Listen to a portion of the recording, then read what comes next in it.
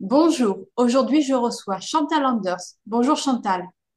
Bonjour Daniel, merci de m'inviter pour cet entretien. Je suis ravie qu'on se retrouve. Moi aussi je suis ravie, ce n'est pas la première fois que nous faisons un échange ensemble. Euh, alors Chantal, on va faire un petit rappel. Tu es thérapeute en hypnose régressive, tu es aussi canal, tu proposes des guidances.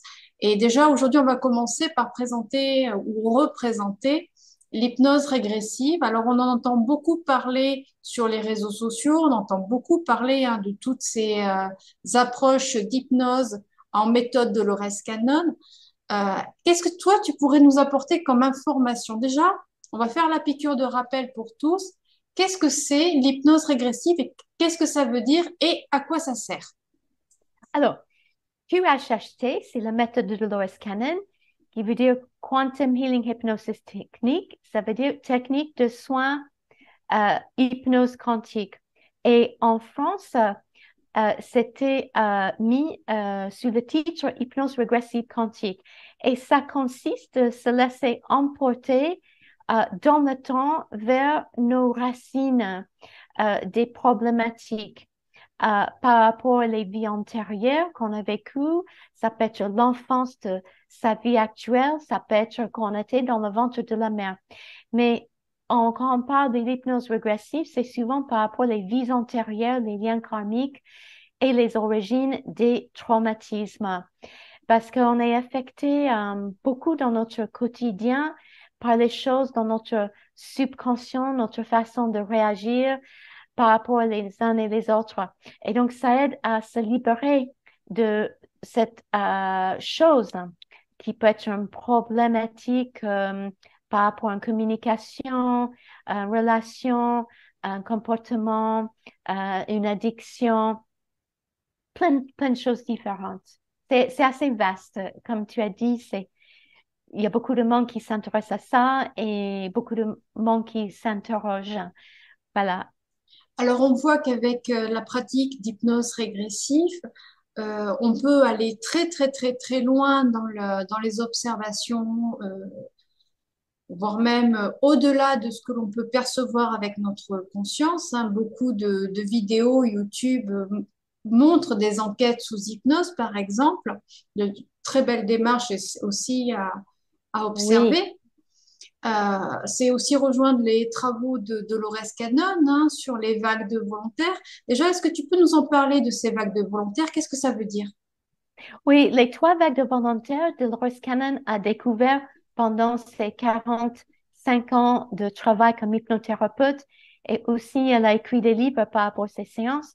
Et les trois vagues de volontaires, c'est des vagues de personnes qui sont venues à certaines époques pour sauver la Terre. Donc, et depuis ces écrits, pendant les séances, nous, les praticiens, beaucoup, on a compris qu'il n'y a pas que les trois vagues volontaires, il y a une quatrième vague, il y a les vagues entre les vagues. Mais Dolores a parlé de, par exemple, la première vague.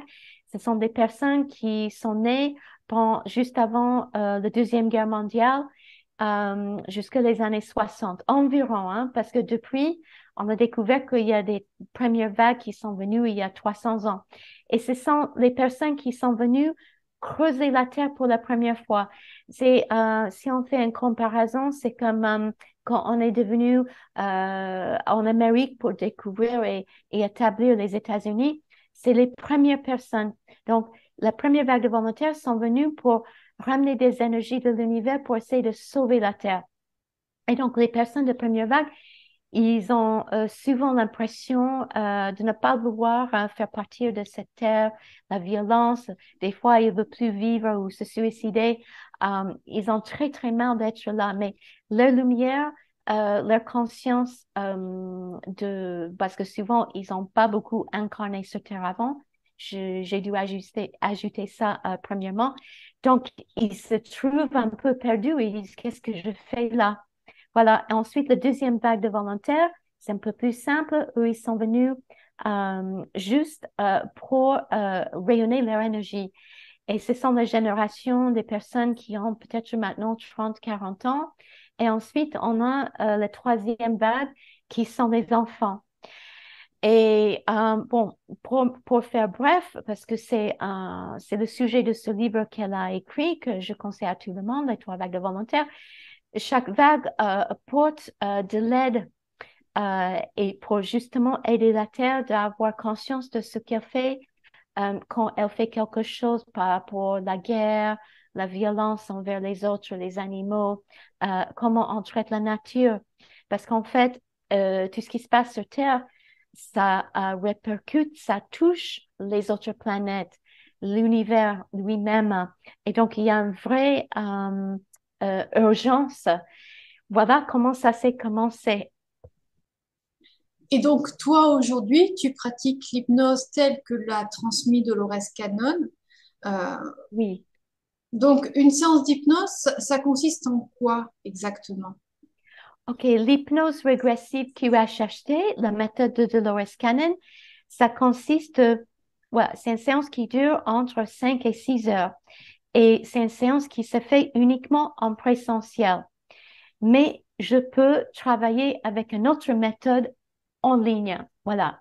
Le QHHT, c'est uniquement en personne.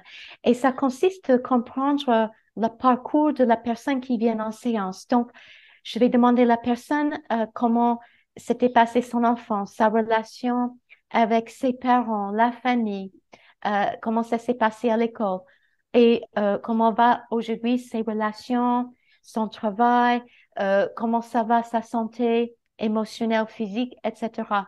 Et ensuite, après avoir parlé 1 heure et demie environ, je regarde la liste des questions que la personne m'a ramenées. Souvent m'a envié 1 ou 2 jours avant le rendez-vous.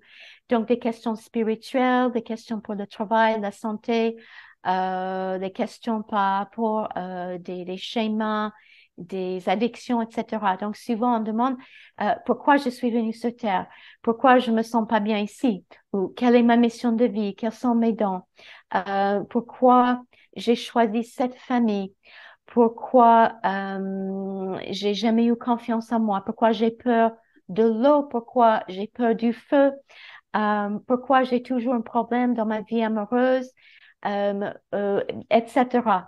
Et après avoir regardé les listes de questions, la personne ferme ses yeux et elle va être ramenée par son âme. Ça veut dire que moi, je vais ramener la personne dans un état de détente, mais puis la personne elle-même, elle va commencer à avoir des images ou à avoir des ressentis ou des informations qui viennent à son esprit.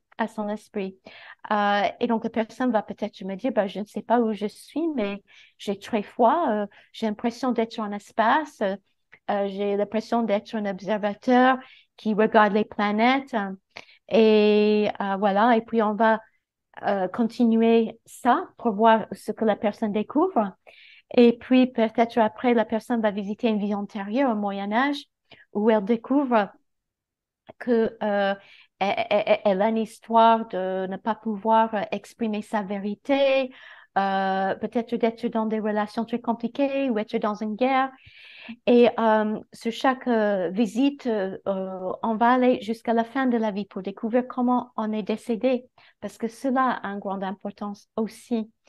Et ensuite, on continue le voyage. Alors, des fois, on va visiter 3 vies antérieures, ou juste une. Et éventuellement, on va souvent connecter avec son ange gardien ou son équipe spirituelle. Et à la suite de ça, on va fusionner avec ce qu'on appelle la conscience supérieure pour demander des questions sur cette liste de questions. Mais déjà, souvent, la personne a eu déjà ses réponses parce que dans la vie antérieure du Moyen Âge ou pendant le Viking, peut-être que la personne va découvrir que son mari aujourd'hui, c'était son père pendant le Viking et va comprendre instantanément pourquoi il y avait le problème de communication ou pourquoi il y avait un mal au dos quand la personne est tombée dans une guerre ou a pris une balle dans la tête. Ou, aussi, la personne va peut-être se dire, ben, voilà pourquoi j'aime observer, pourquoi j'ai l'impression que tout ce que je veux faire dans mon quotidien, c'est observer, de noter les choses sur un cahier ou de sentir comme une antenne qui donne des énergies. C'est assez vaste, mais quand la personne vient pour sa propre séance, tout est juste. Donc, tu seras répandu pour les visites. Alors, des fois, la personne va revisiter sa naissance avant de venir sur Terre ou l'équipe spirituelle va montrer la personne le moment de son planning, de son incarnation.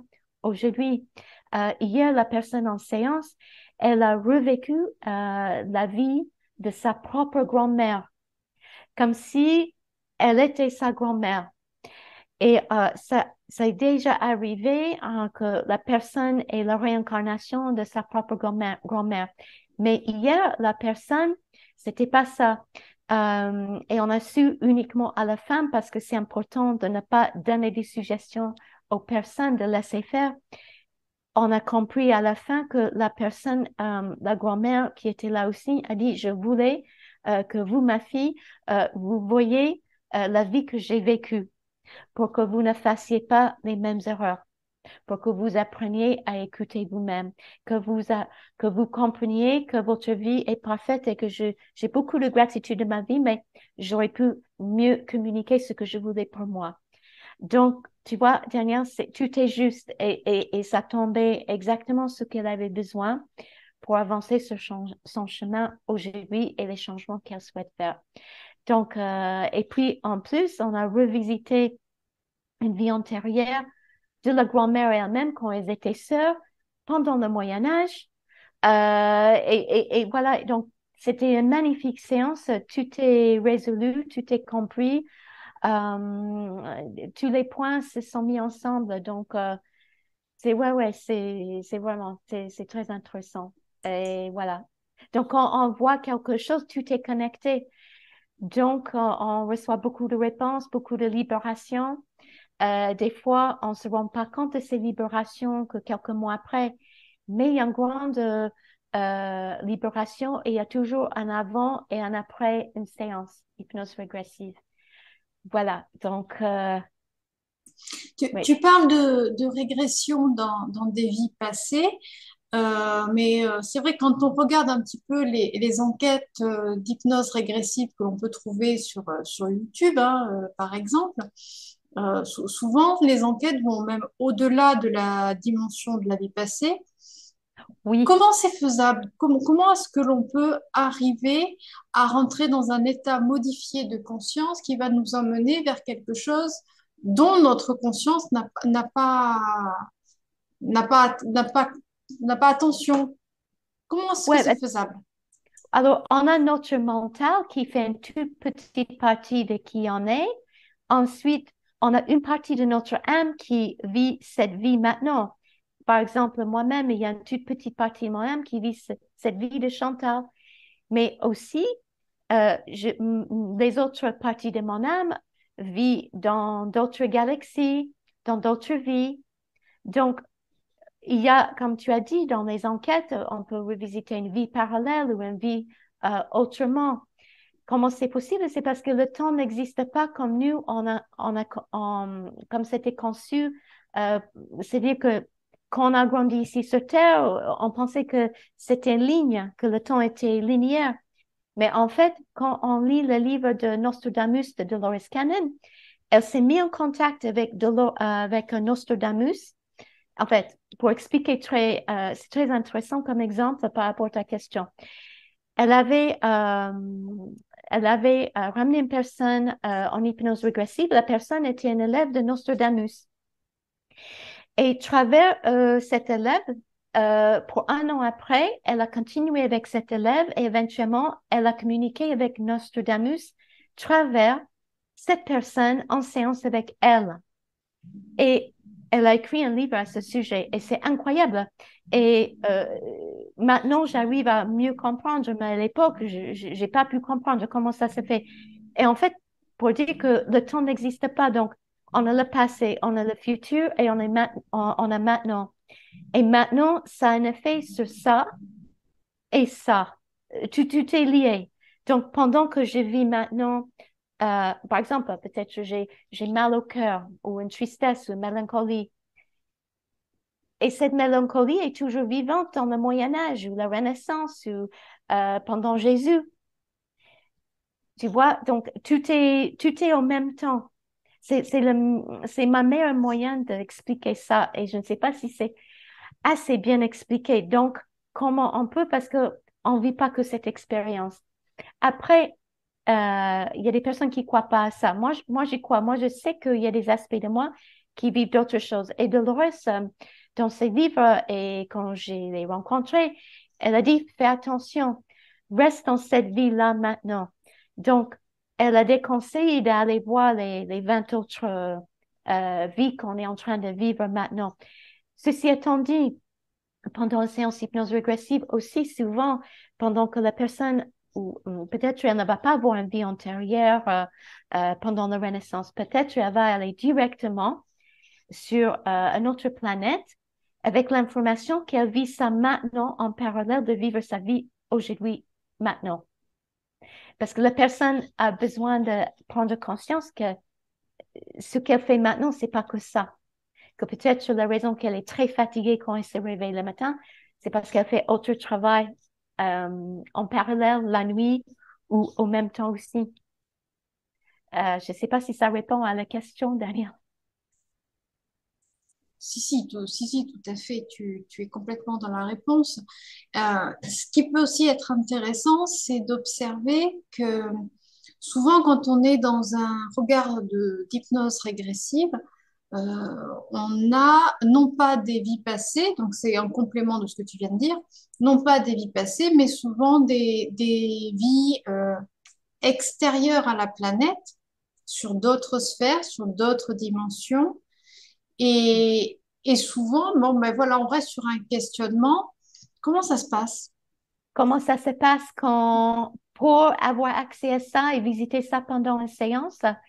Alors, la plupart des gens qui viennent, ils ont une toute petite partie de mental qui doute ou qui a peur de ne pas pouvoir lâcher prise.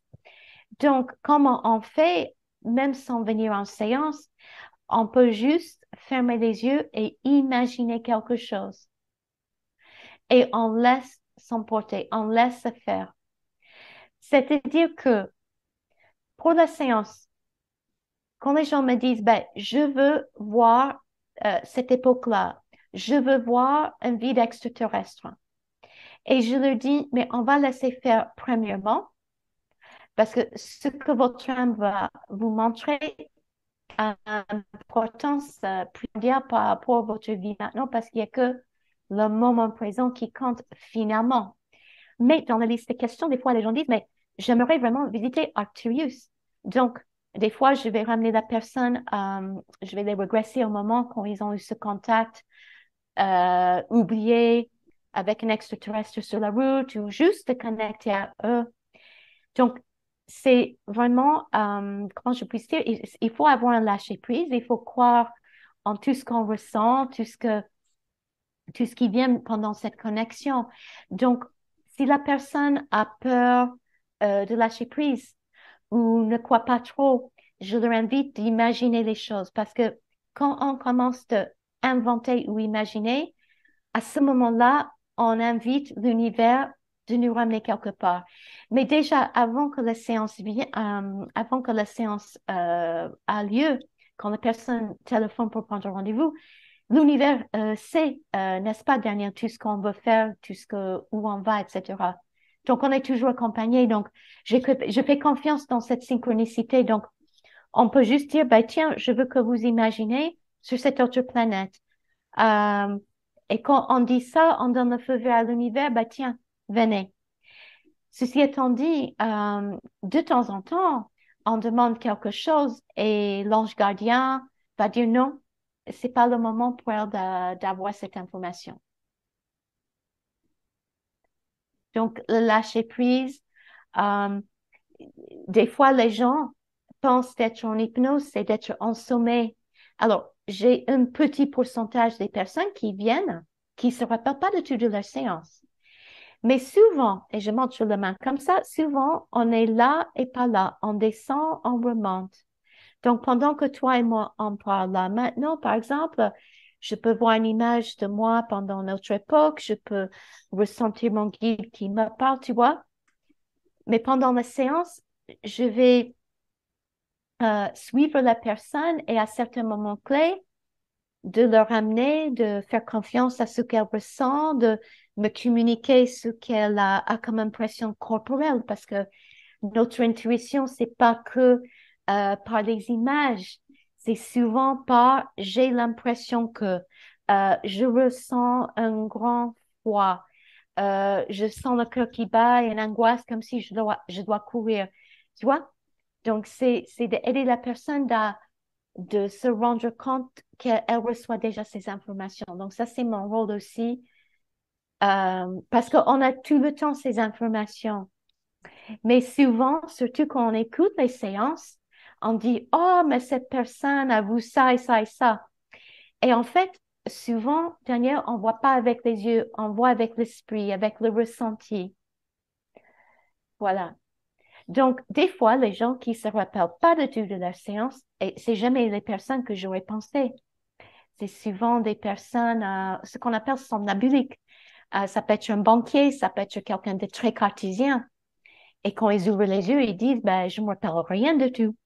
Mais souvent, les gens euh, pensent de tout se rappeler.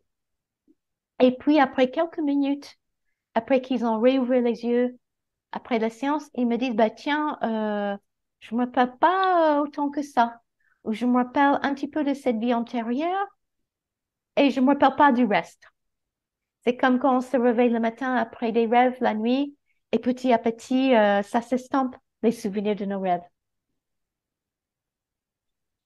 Donc, c'est assez mystérieux parce qu'il n'y a pas un formulaire, un formule de comment ça doit être ou comment ça doit pas. Mon rôle, c'est d'aider la personne de entendre, soit par son ressenti ou corporel ou autre moyen, ce que son âme essaie de la communiquer, déjà dans sa vie actuelle quotidiennement, mais pendant les séances. Comment est-ce que tu y es rentré finalement dans cet accompagnement d'hypnose régressive? Quel a été le moteur de départ pour toi? Alors, peut-être que ça a commencé quand j'étais très petite et j'avais des choses enfouies en moi. Quand j'avais 30 ans, je voulais me rappeler de certaines souffrances de l'enfance, de pourquoi j'étais là, qui je suis, etc. Et ensuite, dans mes quarantaines, j'avais un grand réveil spirituel. Bon, j'en avais déjà plusieurs petit à petit quand je regarde en arrière, mais à 40 ans, j'avais un grand réveil. Et j'ai décidé de me mettre à mon compte pour proposer des soins énergétiques, ce qui s'appelle le soin reconnectif que j'ai fini avec. J'ai fait plusieurs formations d'autres méthodes. Et pendant ces soins, j'ai reçu des informations pour les vies antérieures, pour toute autre chose pour la personne. Et à la suite de ça, j'ai proposé les guidances que je propose toujours et que j'adore comme intermédiaire entre le ciel et nous ici sur Terre. Et un jour, on me dit, mais Chantal, est-ce que tu connais Dolores Cannon? Est-ce que tu as jamais pensé à faire des régressions sur les vies antérieures? Et j'ai dit, c'est très intéressant, mais non, parce que j'ai toujours cru, il y avait des mémoires que j'avais eues moi-même quand j'étais petite. Mais pour proposer ça, non, j'ai pas pensé.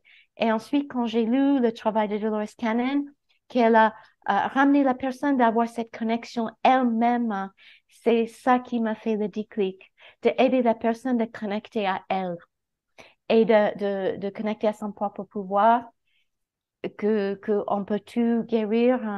Quand je dis tout guérir, on peut tout soigner pour avoir une meilleure vie. La vie a toujours ses challenges, ses difficultés, mais on peut trouver son épanouissement, on peut trouver sa place et c'est entre soi et soi, le soi personnalité là, éveil du soi et éveil de l'âme. Et donc nos personnalités qui en éveil par rapport à l'âme, pour notre danse sur terre, mais aussi l'éveil de l'âme, c'est les deux. Et donc ça m'a beaucoup inspirée parce que je me suis dit, je empouvoir la personne. En anglais, on dit I empower the person. En français, il y a une dame qui a dit empouvoirant. Et je trouve ça génial. Ça donne la personne sa liberté et moi, je trouve ça très précieux. Voilà le déclic pour ajouter la régression aussi. c'est permettre de se réapproprier sa souveraineté. Voilà, C'est aujourd'hui, c'est un ça. petit peu le mot le plus employé. En se réappropriant, je dirais, ces graines multidimensionnelles et en s'en J'aime rend. bien, j'aime Oui, bien ce mot souveraineté. oui, J'ai oublié, c'est parfait. c'est C'est le meilleur mot en fait. un très beau mot et en plus souveraineté qui n'a aucun rapport avec l'image que l'on peut en avoir sur le côté royal. C'est vraiment reprendre son plein pouvoir et son unité. Eh bien, en tout cas, Ouais. je te remercie infiniment, Chantal, d'avoir partagé ce regard qui est le tien, de ce métier passion, parce que c'est aussi ça qui est important, hein. Tu le Oui, vibres tellement fort. Tu as parlé tout à l'heure de guidance, mais peut-être aurons-nous l'occasion d'en parler une autre fois ensemble, plus avec en grand plaisir. détail. On va déjà laisser cette capsule Dolores Cannon dans son Oui, entièreté et se réapproprier peut-être cette énergie du moment. En tout cas, je te remercie infiniment, Chantal, de ta lumière et de ton rayonnement et la et tienne? d'être dans cette démarche aussi d'accompagnement de chacun pour que l'on puisse finalement retrouver individuellement notre plein pouvoir d'être multidimensionnel que nous sommes. Oui, exactement. Namasté. Namasté. Je mettrai tous les liens en barre de description pour ceux qui souhaiteraient te retrouver, mais également le lien vers le livre de Dolores Cannon pour plus d'informations. Et j'invite chacun peut-être à le regarder, à l'explorer, ce qui permettra d'ouvrir aussi le champ des possibles. Moi, j'ai une dernière question avant de finir, avant qu'on se quitte. Est-ce qu'il est nécessaire d'y croire pour que ça marche? Non, pas nécessaire. J'ai eu des personnes qui sont venues par intuition, qui m'ont dit, je crois pas de tout en vie antérieure, je crois pas au-delà, mais je sens l'importance de venir en séance. Et on peut travailler avec le symbolique, on peut regarder ça juste comme ça. Et ces personnes-là ont été vraiment très, très contentes. J'étais étonnée moi-même, hein. Ils ont dit, ben, finalement, ça a répondu à plein de choses, que c'était vrai ou pas. Je me sens mieux. Je comprends le pourquoi. Et la personne se sent réalignée. Et je pense que c'est ce qu'on cherche, nous tous, n'est-ce pas, Daniel? On est tous dans une perpétuité comme une cellule, hein, de créer, de diviser, de recréer. Et donc, on a des moments de challenge, des changements, euh, mais ça fait partie de notre nature, hein. Donc, c'est pas important le pourquoi et comment. Ce qui compte, c'est que on, on soit bien maintenant, qu'on se libère et on fait quelque chose qui nous fait sentir comme si on fructifie quelque chose. On est des arbres, des fruits et notre nature essaie de donner de ce fruit, de ce qu'on est venu faire. Et souvent, on se sent bien quand on fait ça. Et puis, on a besoin des repos aussi. La créativité, on m'a dit, elle remplisse et puis elle s'expanse et elle vide. Et puis voilà, c'est un processus. Donc, ouais, on n'est pas obligé d'y croire, c'est juste Oui. voilà, de vouloir aller mieux et puis voilà, d'être ouverte à tout, possibilité. Bien, je te remercie infiniment, Chantal. On aura l'occasion Aussi, de refaire un petit peu un petit échange comme ça pour parler de la guidance et des canalisations que tu reçois euh, assez régulièrement. Je rappelle que l'on peut te retrouver en consultation, mais je précise et je me répète, je mettrai tous les liens en barre de description. Un grand merci à toi, Chantal, de ce partage. Un grand merci à vous tous de nous avoir suivis. Chantal, je te dis à très vite, à très bientôt. Repose-toi, parce que je sais que tu en as besoin aussi. merci. Toi aussi. Merci. Je vous dis au revoir à tous et à très vite. Au revoir. Merci.